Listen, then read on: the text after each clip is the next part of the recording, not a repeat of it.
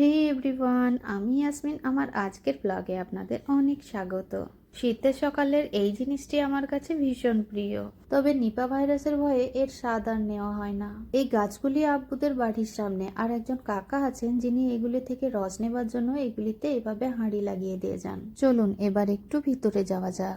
বছর কয়েক আগে এখানে ছিল একটি মস্ত মাটির বাড়ি, যেটাকে আমি আর আমার মা এতটাই যত্ন করতাম যে বাইরে থেকে কোনো গেস্ট এলে একেবারে সদর দরজায় জুতো খুলতেন, কারণ সেই মাটির বাড়ি উঠোনটা সবসময় ফুলে ভর্তি থাকতো। কলেজ থেকে ফেরার পথে কোনো না কোনো ফুলের চারা নিয়েই বাড়িতে ঢুকতাম, আর ছুটির দিন হলেই শুরু হয়ে যেতাম আমার সেই চারা গাছগুলির যত্নে। তবে দিন বদলানোর সাথে সাথে আমাদের সেই বাড়িটিও বদলেছে। মাটির এক গোয়াল বাড়ির জায়গায় হয়েছে অনলাইন ক্লাসেসের এই রুমটি।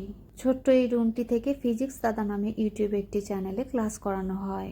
এই অংশটিতে এই ছোট ছোট চারা গাছগুলোর ফলগুলো দেখেই আমি তো অবাক। আর এগুলো খেতেও ছিল খুবই সুস্বাদু। আর এখানেই আছে আমার মায়ের শীতের রান্নাঘর। এই ধরনের উনুনগুলি কাদের কাদের বাড়িতে আছে অবশ্যই কমেন্টে জানাবেন। এটি হলো আমাদের পুরানো রান্নাঘর, যেটাতে আমরা সবাই একসঙ্গেই কাটিয়ে দিতাম, যে স্মৃতিগুলো আমার কাছে আজও ভীষণ প্রিয়।